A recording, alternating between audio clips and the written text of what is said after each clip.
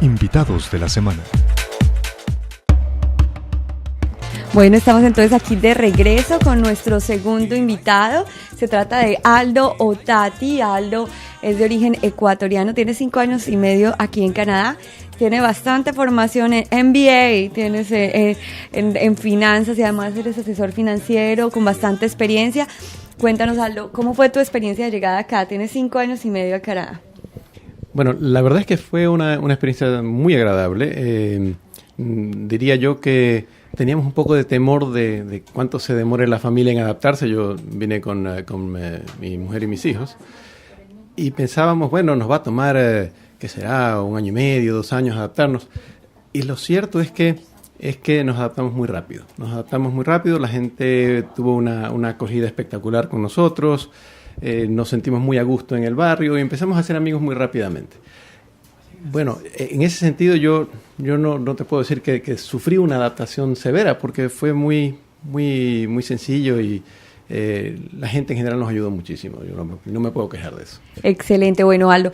Entonces, ahorita hablamos con Tatiana, nos contaba toda esta historia de invertir, de programarse, de ahorrar, pero justamente para ahorrar hay que tener ciertos principios y es justamente lo que es la labor que desarrollas tú como asesor financiero.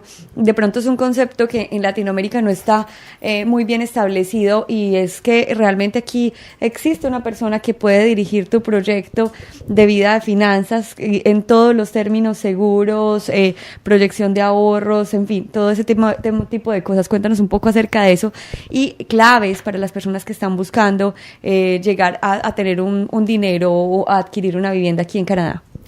Mira, realmente, efectivamente, como tú lo dices, es algo que resulta completamente ajeno para los latinoamericanos. Nosotros no estamos acostumbrados, para comenzar, no estamos acostumbrados a vivir en un esquema de economía estable. Es decir, nosotros no acostumbramos a ahorrar porque el dinero que ahorramos hoy, pierde valor muy rápido y entonces, ¿para qué voy a ahorrar si voy a perder tanto valor? Así que realmente es algo realmente extraño. Es extraño además el hecho de que yo me ponga a conversar con una persona que no es ni siquiera de mi familia y le abra mis cuentas y le muestre cuánto pago de impuestos y cuánto gano y qué quiero hacer. Es decir, eso es un concepto, vamos a decir así, muy canadiense. Y pasa, porque me ha pasado, que me reúno con familias. A mí me gusta trabajar, evidentemente no es que tengo una exclusividad, pero me gusta trabajar mucho con latinos. Yo creo que hay mucha afinidad. Y me ha pasado que me he reunido con familias, vamos muy bien, me dan información, pero a la hora de mostrar un talonario de pago de sueldo, la gente se siente un poco incómoda. Intimidada. ¿Verdad? Se siente intimidada. O sea, eso es un poco nuevo. Pero en general, más allá de eso, el momento en que nos entramos vamos a decir, en la manera de vivir canadiense y de Quebec, nos vamos dando cuenta que esa es una herramienta muy útil. Es decir, muy útil contar con alguien que le va a dedicar su tiempo y evidentemente el conocimiento y todo el soporte que puede tener de especialistas para guiar las finanzas de cada quien. Por ejemplo, uno llega acá y uno no sabe cómo se llaman los sistemas de ahorro, cómo funcionan los sistemas de ahorro, qué ventajas fiscales hay en un sistema o en otro, qué me conviene hacer primero. Uno tiene la sensación de que, por ejemplo, pagar impuestos es casi un maleficio que hay que sufrir. Y resulta que uno no se da cuenta que hay maneras perfectamente legales de optimizar cómo uno maneja su dinero para que no se vaya tanto en impuestos. No quiere decir que vamos a hacer trampas, simplemente que vamos a optimizar las herramientas que hay. Es decir, toda una serie de estímulos que en algunos casos... Y conocimiento del sistema. Claro, si uno pudiera, vamos a decir así, dentro del primer año de llegar acá, tener a alguien que le diga qué es lo que, cómo establecer, vamos a decir, una estructura para sobre esa estructura llevar adelante sus proyectos financieros, como por ejemplo es el de la compra de una casa, que es algo normalmente común entre los inmigrantes. Eso es realmente increíble. Lo que además hay que tener en cuenta que no pasa con el inmigrante, o vamos a decir que es diferente del inmigrante respecto del canadiense. Y es que, como decía alguna vez un cliente mío, dice, los inmigrantes nacemos a los 40 años, me decía él. Claro, porque es muy distinto venir a Canadá y empezar a trabajar después de haber tenido una determinada experiencia de trabajo, pero evidentemente esa experiencia de trabajo la tuvimos en América Latina, la tuvimos en alguna otra parte del mundo.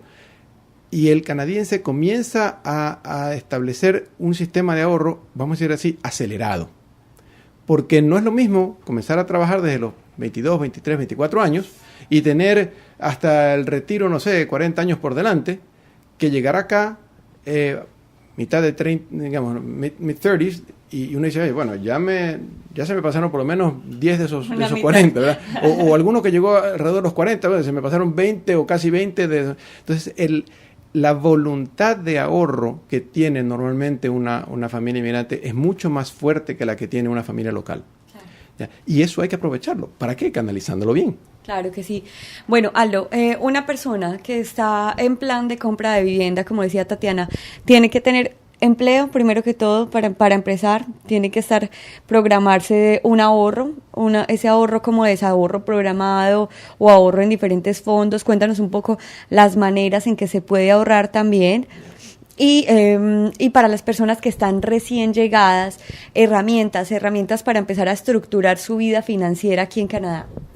A ver, lo primero que hay que considerar es que cuando uno va a comprar una casa tiene que tener dos cosas. Tiene que tener una determinada cantidad, y digo tener entre comillas, pero vamos a establecer mejor eso, una determinada cantidad para el pago inicial. Ese pago inicial puede ser tan pequeño como 5%, porque hay una institución dentro de Canadá que favorece la compra de viviendas. Y cuando la entrada es de 5% hasta 20%, bueno, puede poner el aval esa institución y decir, aunque sea baja la cuota inicial, el señor va a pagar una prima de seguro que se va a diluir en el tiempo del contrato de la hipoteca, y eso le da tranquilidad al banco que está entregando la hipoteca y sabe que la operación está garantizada, digamos así. Ese es el primer punto. El segundo punto es que tiene que ser capaz de pagar esa mensualidad. Y para poder pagar esa mensualidad tiene que demostrar que tiene efectivamente un ingreso que se lo permita. Eso es el trabajo estable del que estábamos hablando. Si alguien llega acá y trabaja, no importa para qué empresa o para qué actividad, pero tiene un sueldo. Y sin importar qué tipo de salario también. Digamos, si es que tiene un salario más alto, va a poder acceder a un crédito mayor.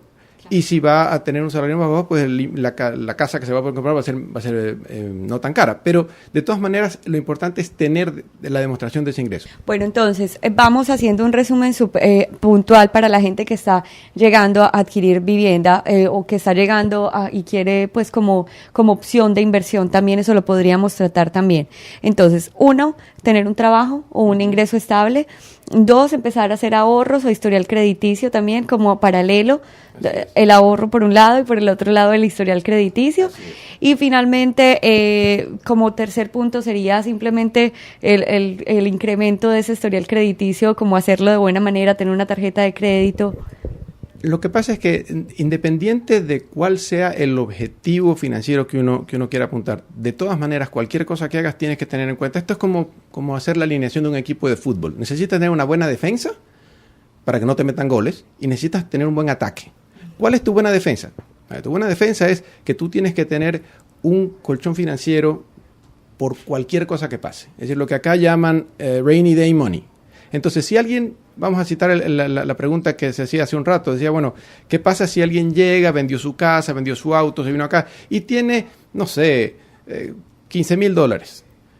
Y dice, bueno, yo los quiero dar de entrada para una casa. ¿Sabe qué? Espérese un ratito, tenga esos $15,000 un momento como colchón financiero. De ese tiempo para tener un trabajo. De ese tiempo para acostumbrarse a manejar su presupuesto, porque seguro que lo que gastaba en su país de origen es distinto a lo que va a gastar ahora. En ciertas cosas van a ser más caras, la mayoría van a ser más caras, otras van a ser más baratas, pero uno tiene que ir acostumbrándose. Una vez que uno crea ese hábito y dice, bueno, ya tengo el ingreso estable, ya tengo una capacidad de ahorro mínima, no importa, pero la establezco, ¿verdad? La pongo en mi presupuesto, y empiezo a crear mi historia de crédito, tengo mi defensa. Ahora sí vamos a ¿cuál es mi ataque? ¿Cuáles son mis proyectos de mediano plazo y cuáles son mis proyectos de largo plazo? proyecto de mediano plazo puede ser la vivienda, por ejemplo. Yo quiero en un lapso de unos 2 años, 3 años comprar vivienda. Entonces empiezo a establecer mecanismos de ahorro que favorezcan que yo lo puedo utilizar para la compra de vivienda. Y además puedo pensar también, bueno, algún rato voy a querer retirarme. Y empiezo a pensar también qué va a pasar hacia el momento del retiro. Ahora, ¿qué cuentas voy a utilizar? Bueno, habrá eso, digamos, para el que llegue acá ya está más familiarizado, pero hay ahorros para el retiro que permiten, por ejemplo, que uno saque ese dinero de ahorro para el retiro que le ha producido un escudo fiscal, un beneficio fiscal, y uno mismo se lo presta, uno se lo autopresta, ¿verdad? Y luego tiene 15 años para pagarlo, pero ya sin intereses, porque como era dinero mío. Esos son planes de ahorro de largo plazo que se convierten también al corto plazo. Es decir, hay una manera de hacerlo por allí. Hay incluso manera de pedir prestado ese dinero para depositarlo en una cuenta de ahorro para el retiro, y después de 90 días que la cuenta de ahorro para el retiro ha estado allí, yo puedo sacar ese dinero y usarlo para la entrada de mi casa. Es decir, en la práctica usé un dinero prestado para la entrada de mi casa, pero hay mecanismos para hacerlo. Para todo eso se puede trabajar. Lo importante es tener una estructura para poder comenzar. Excelente. Aldo, para concluir, entonces, las personas que están en este momento llegando a Canadá, ¿qué tienen que saber básicamente de su historia financiera, de cómo iniciaron una historia financiera sana? Primero.